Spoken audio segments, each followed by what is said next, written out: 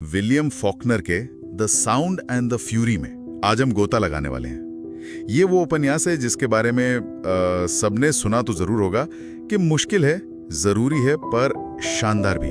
हाँ बिल्कुल। आज हम कोशिश करेंगे इसकी परतों को खोलने की। ये सिर्फ एक कहानी नहीं है, मतलब एक पहेली जैसी है जिसे सुलझाने में मजा भी आता है। सही कहा। हमारे पास जो स्रोत हैं वो इस उपन्यास के प्लॉट, कैरेक्टर्स और इसके जो गहरे मतलब हैं उन पर रोशनी डालते हैं। हम देखेंगे कि फॉकनर ने कैसे टाइम और मेमोरी के साथ खेला है, कॉम्पसन परिवार की कहानी क्यों इतनी बिखरी हुई लगती है, हाँ, और आखिर क्यों ये किताब आज भी इतनी मायने रखती है। तो तैयार हो जाइए इस थोड़ी उलझी भी पर बेहद दिलचस्प दुनिया को समझने के लिए। बिल्कुल। और ये जानना जरूरी है कि इसकी जो कॉम्प्लेक्सिटी है ना, वही इसकी सबसे बड़ी ताकत है। अच्छा, ये कोई आसान सफर नहीं होने वाला पढ़ने वालों के लिए, लेकिन अंत में जो समझ मिलती है वो कमाल की होती है।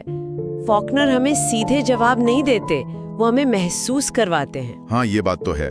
शुरू करने से पहले लेखक के बारे में थोड़ी बात कर लें। William Faulkner. हाँ बिल्कुल। 1949 में साहित्य का नोबेल प्राइज मिला इन्हें, और इन्होंने अपनी कहानियों के लिए एक पूरी काल्पनिक दुनिया योकनापटाफा काउंटी, मिसिसिपी बना डाली। कमाल है ना? हाँ, और उनकी जो स्टाइल है वही उनकी पहचान है। स्ट्रीम ऑफ कॉन्शियसनेस, मतलब पात्रों के दिमाग में जैसे विचार चल रहे हैं बिल्कुल वैसे ही लिखना, बिना किसी फिल्टर के। जैसे वो सोच रहे हैं वैसे ही लिख दिया। हाँ। फिर नॉन लीनियर नैरेटिव, कहानी सीधी नहीं चलती, आगे पीछे कूदती रहती है। और वो सदन गॉथिक वाला माहौल, पतन, रहस्य, पुरानी हवेलियां, ये सब सिर्फ सजावट नहीं है, ये कहानी के अनुभव का हिस्सा है।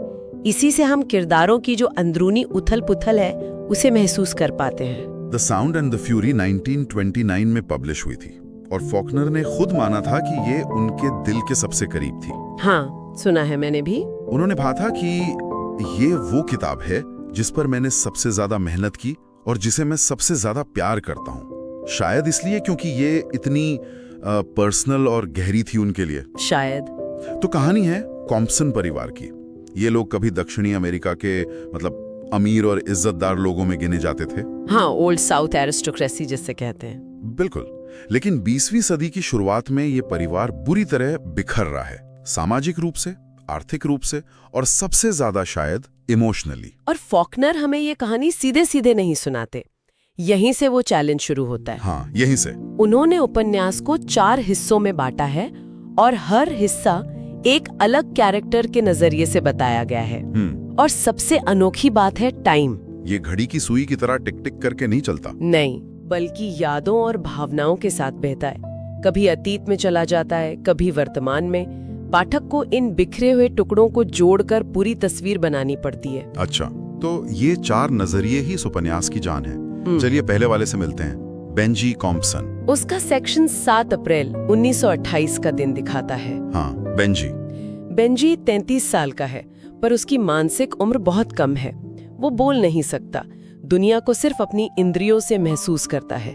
Smell, sound, vision, sensory experience. हाँ, उसकी कहानी पूरी तरह टूटी फूटी है। पल में बचपन की याद तो अगले ही पल वर्तमान। खासकर अपनी बहन कैडी को लेकर उसकी यादें बहुत इंटेंस हैं। उसका प्यार और फिर उसके खोने का एहसास। कैडी उसके लिए बहुत अहम है। बहुत। पाठक के लिए ये एक पहेली जैसा है। उसकी संवेदनाओं के धागों को पकड़कर कहानी को समझना पड़ता है। ऐसा लगता है जैसे हम सीधे उसके दिमाग के अंदर झांक रहे हों, जहां लॉजिक नहीं है, सिर्फ एहसास है। और बेंजी सिर्फ एक कैरेक्टर नहीं है, वो एक सिंबल भी है इनोसेंस का, जो दुनिया की क्रूरता नहीं समझता, लेकिन साथ ही परिवार के जो नैतिक और भावनात्मक बिखराव है उसका भी। अच्छा। उसकी जो स्ट्रीम ऑफ कॉन्शियसनेस है वो हमें दिखाती है कि यादें कैसे काम करती हैं, लॉजिक से नहीं बल्कि सेंसेशन से। कोई गंध या आवाज उसे सीधे अतीत में फेंक देती है। उसका ये खंडित नजरिया असल में कॉम्पसन परिवार की टूटी हुई आत्मा का आईना है। और फॉकनर ये दिखाते हैं कि समय का ये बिखरा हुआ एहसास सिर्फ दिमागी उलझन नहीं है, बल्कि ये कॉम्पसन भाइयों को, खासकर क्वेंटिन और बेंजी को, नैतिक फैसले लेने से भी रोकता है। वो अतीत में इतने फंसे हैं कि वर्तमान में सही गलत तय ही नहीं कर पाते। अच्छा, ये इंटरेस्टिंग पॉइंट है। तो बेंजी की दुनिया तो पूरी तरह संवेदनाओं पर आधारित है, लेकिन उसका भाई क्वेंटिन, उसका नजरिया बिल्कुल अलग था, है ना? दूसरा खंड हमें अतीत में ले जाता है 2 जून 1910 क्विंटन कॉम्पसन की आंखों से। हाँ, क्विंटन हमें बिल्कुल अलग दुनिया में ले जाता है। हार्वर्ड यूनिवर्सिटी में उसके एक दिन की कहानी। वो बहुत इंटेलिजेंट है, सेंसिटिव है, लेकिन वो अतीत के बोझ तले दबा हुआ है। किस तरह का बोझ? टाइम, नैतिकता, परिवार का सम्मान, खासकर वो दक्षिणी परंपराओं वाला झूठा सम्मान, फॉल्स ऑनर जाके बोले, ये चीजें उसके दिमाग पर हावी हैं। और सबसे ज्यादा उसे परेशान करती है उसकी बहन कैडी की खोई हुई पवित्रता, है ना? वो इस विचार से इतना ग्रस्त है कि जी नहीं पाता। बिल्कुल। उसका पूरा सेक्शन उसके अंदरूनी संघर्ष, अपराध बोध और निराशा से भरा है। पानी, परछाइयां, टूटी घड़ियां, ये सब सिंबल्स उसके मेंटल ब्रेकडाउन की तरफ इशारा करते हैं। और अंत दुखद है। वो आत्महत्या कर लेता है। ऐसा लगता है जैसे वो समय को रोकना चाहता था या शायद अतीत को बदल देना चाहता था। क्विंटन इंटेलेक्चुअल और इमोशनल पीड़ा का चरम उदाहरण है। उसका खंड ये सवाल खड़ा करता है कि अतीत का बोझ, खासकर दक्षिणी समाज के वो पुराने खोखले आदर्श, जैसे सम्मान और शुद्धता, हाँ बिल्कुल, वो इंसान को कैसे तोड़ सकते हैं। उसका जो जुनून है टाइम को लेकर, वो असल में कंट्रोल पाने की एक हताश कोशिश है। एक ऐसी दुनिया पर कंट्रोल जो उसके हाथ से फिसलती जा रही है। ये सिर्फ दक्षिणी परंपराओं का बोझ नहीं है, बल्कि शायद उसकी अपनी निजी असुरक्षाएं और केडी को लेकर एक बहुत ही कॉम्प्लिकेटेड भावना भी थी। तो क्विंटन अतीत में खोया था, उसमें डूबा हुआ था, लेकिन उसका भाई जेसन। तीसरा खंड हमें फिर 1928 में लाता है, 6 अप्रैल का दिन, और ये जेसन कॉम्पसन की कड़वी आवाज है।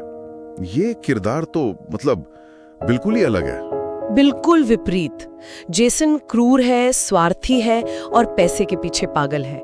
उसमें न कोई सहानुभूति है, न कोई आइडियल्स। वो अपनी बहन केडी से नफरत करता है और उसकी बेटी मिस क्विंटन, जो अब उसके साथ रहती है, उसे वो लगातार सताता रहता है, टॉर्चर करता है। वो मानो परिवार के नैतिक पतन का साक्षात रूप है। हाँ, उसमें क्विंटन जैसी कोई इमोशनल डेप्थ या वो अंदरूनी कश्मकश नहीं दिखती। वो बस दुनिया से और अपने परिवार से चिढ़ा हुआ है, कड़वाहट से भरा हुआ। क्या वो उस बदलते हुए दक्षिण का प्रतीक है जो पुरानी इज्जत खो चुका है और अब सिर्फ पैसे के पीछे भाग रहा है? काफी हद तक जेसन उस नए दक्षिण को रिप्रेजेंट करता है जो शायद ज्यादा यथार्थवादी है या कहें कि प्रैक्टिकल है, लेकिन नैतिक रूप से पूरी तरह बैंकरप्ट हो चुका है। खोखला। हाँ, खोखला। उसकी दुनिया में भावनाओं या रिश्तों की कोई कीमत नहीं, सिर्फ लेन देन है, हिसाब किताब है। क्विंटन का आइडियलिज्म, भले ही वो कितना भी फ्लॉड क्यों ना हो, जेसन के इस नंगे यथार्थवाद के सामने बिल्कुल बेमानी लगता है। जेसन का नजरिया हमें दिखाता है कि जब पुराने मूल्य टूटते हैं और उनकी जगह कुछ ठोस नहीं लेता, तो क्या बचता है? बस कड़वाहट और स्वार्थ। ये खंड मुख्य रूप से डिल्सी गिब्सन पर केंद्रित है, जो कॉम्पसन परिवार की सालों पुरानी वफादार अश्वेत नौकरानी है। यहाँ नैरेटिव स्टाइल भी बदल जाती है ना? हाँ, ये एक बहुत जरूरी बदलाव है। फॉकनर यहाँ एक बाहरी पारंपरिक कथावाचक का इस्तेमाल करते हैं, थर्ड पर्सन नैरेटर। अच्छा। जो हमें घटनाओं का एक सीधा और ज्यादा स्पष्ट विवरण देता है। पिछले 3 खंडों की वो जो दिमागी उलझनें थी, खंडित यादें थी, उसके बाद ये खंड पाठक को थोड़ी राहत देता है, एक तरह का ठहराव। और डिल्सी खुद भी इस कहानी में एक ठहराव जैसी है। वो इस टूटते बिखरते चिल्लाते हुए परिवार के बीच अकेली खड़ी दिखती है, धीरज के साथ, आस्था के साथ और एक गरिमा के साथ। बिल्कुल, दिल से उपन्यास की नैतिक रीढ़ है, मॉरल सेंटर कह सकते हैं। वो कॉम्पसन परिवार के सदस्यों के स्वार्थ, निराशा और बिखराव के बिल्कुल विपरीत है। वो देखती है, सहती है, लेकिन टूटती नहीं। उसकी आस्था गहरी है और उसका व्यवहार मानवीय गरिमा का प्रतीक है। वो अराजकता के बीच व्यवस्था और स्थिरता का प्रतीक है। वो टिकी रहती है। She endures, जैसा फॉकनर खुद कहते थे। लेकिन यहाँ एक सवाल मेरे मन में आ रहा है जी, क्या डिल्सी की ये स्थिरता और धीरज एक तरह की मतलब पैसिविटी भी नहीं है? क्या वो अन्यायपूर्ण व्यवस्था को चुनौती देने के बजाय सिर्फ उसे सहती है क्योंकि उसके पास शायद और कोई चारा नहीं था उस वक्त? ये एक बहुत महत्वपूर्ण सवाल है और उपन्यास इसका कोई सीधा आसान जवाब नहीं देता। डिल्सी की ताकत उसके धीरज में है, उसकी आंतरिक आस्था में है। वो कॉम्पसन परिवार के नैतिक दिवालियापन के सामने एक मानवीय विकल्प पेश करती है। लेकिन हाँ, सामाजिक या राजनीतिक स्तर पर वो व्यवस्था को सीधे तौर पर चैलेंज नहीं करती। शायद फॉकनर दिखा रहे हैं कि उस समय और समाज में उसके लिए टिके है ना ही प्रतिरोध का एक रूप था। उसकी गरिमा ही उसका जवाब है उस अन्याय को। सही बात है। तो हमने किरदारों और उनके अलग अलग नजरियों की बात की। अब अगर हम थोड़ा पीछे हटकर देखें तो फॉकनर इन सब के जरिए किन बड़े मुद्दों या थीम्स को उठा रहे हैं? इस सब का निचोड़ क्या है? कई गहरे विषय हैं इसमें। सबसे पहला और शायद सबसे स्पष्ट है समय और स्मृति का खेल। हाँ, वो तो है ही। फॉकनर के लिए समय घड़ी की टिक टिक नहीं है, ये मन की अवस्था है, बिल्कुल सब्जेक्टिव। बेंजी के लिए ये संवेदनाओं का एक लगातार बहना है। क्विंटन के लिए ये अतीत का बोझ है जिसमें वो कैद है। जेसन के लिए ये भविष्य में पैसा बनाने का जरिया मात्र है। फॉकनर दिखाते हैं कि हमारी पहचान हमारी यादों से बनती है और ये यादें कितनी अविश्वसनीय, टूटी फूटी और भावनात्मक हो सकती हैं। और दूसरा जाहिर तौर पर दक्षिण का पतन है। कॉम्सन परिवार उस पुराने एलीट सदर्न सोसाइटी का प्रतीक है जो सिविल वॉर के बाद अपनी प्रासंगिकता खो रहा है, जिसके मूल्य खोखले हो चुके हैं और जो बदलते वक्त के साथ कदम नहीं मिला पा रहा। हाँ, और इसी से जुड़ा है परिवार और सम्मान का थीम।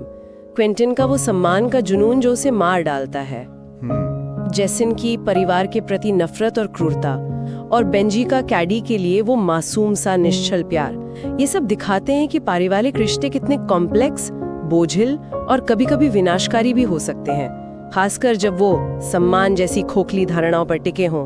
एक और चीज जो मुझे बहुत स्ट्राइकिंग लगी वो है अराजकता और व्यवस्था के बीच का तनाव। हाँ, उपन्यास की बनावट ही खंडित है। कैरेक्टर्स के मन बिखरे हुए हैं। ये आधुनिक जीवन की मॉडर्न वर्ल्ड की अराजकता को दिखाता है और इस सब के बीच सिर्फ डिल्सी ही है जो एक तरह की स्थिरता और नैतिक व्यवस्था लाती है। तो क्या फॉकनर कह रहे हैं कि व्यवस्था खोजना बहुत मुश्किल है? शायद वो यही कह रहे हैं, या शायद ये दिखा रहे हैं कि सच्ची व्यवस्था बाहरी नियमों में नहीं बल्कि डिल्सी जैसी आंतरिक शक्ति और मानवीय गरिमा में मिलती है। ओके। और हाँ, उनकी वो स्ट्रीम ऑफ कॉन्शियसनेस तकनीक सिर्फ स्टाइल नहीं है, ये इस विचार को पुष्ट करती है कि हमारी असलियत, हमारा अनुभव लॉजिकल और व्यवस्थित नहीं होता। हमारे विचार कूदते फांदते हैं, भावनाएं टकराती हैं, यादें अचानक कहीं से भी उभर आती हैं। फॉकनर ने इसी मानसिक सच्चाई को पन्नों पर उतारने की कोशिश की और वो कामयाब रहे। और इसी प्रयोग ने लिटरेचर को हमेशा के लिए बदल दिया। यही वजह है कि the sound and the fury इतनी महत्वपूर्ण किताब मानी जाती है। ये सिर्फ एक कहानी नहीं, ये उपन्यास कला के साथ एक एक्सपेरिमेंट था। इसने दिखाया कि कहानी कैसे कही जा सकती है और इंसानी मन की गहराइयों को कैसे टटोला जा सकता है। बिल्कुल, इसका असर बहुत गहरा पड़ा। टोनी मॉरिसन से लेकर गैब्रियल गार्सिया मार्केस तक अनगिनत लेखकों ने फॉकनर से प्रेरणा ली है। ये किताब आज भी हमसे सवाल पूछती है, हम दुनिया को कैसे जानते हैं, कैसे एक्सपीरियंस करते हैं, क्या तर्क से या भावनाओं और यादों के बिखरे हुए टुकड़ों से? समय हमारे लिए क्या मायने रखता है? इसकी बनावट, इसकी मनोवैज्ञानिक गहराई और इसके विषय इसे आज भी प्रासंगिक बनाते हैं। इसीलिए इसे बार बार पढ़ा और पढ़ाया जाता है। बेशक इसे पहली बार पढ़ना आसान नहीं होता। हमारे स्रोत कुछ सुझाव भी लेते हैं जो वह पढ़ने वालों के लिए मददगार हो सकते हैं। पहली बात, सीधी सपाट कहानी की उम्मीद लेकर ना बैठें। हाँ, ये बहुत जरूरी है। दिमाग को खुला रखें और फॉकनर की दुनिया में बहने दें। थोड़ा पेशेंस रखें। बिल्कुल। दूसरी बात, किरदारों के आपसी रिश्ते थोड़े उलझे हुए हैं, खासकर कॉम्सन परिवार के। तो एक छोटा सा फैमिली ट्री बनाकर रखना या ऑनलाइन देख लेना काफी काम आ सकता है। हाँ, ये अच्छा आइडिया है। कौन किसका भाई है, कौन किसकी भतीजी, ये सब। हाँ, और तीसरी बात, घबराएं नहीं अगर कुछ हिस्से, खासकर बेंजी और क्विंटन के सेक्शंस पहली बार में समझ ना आए।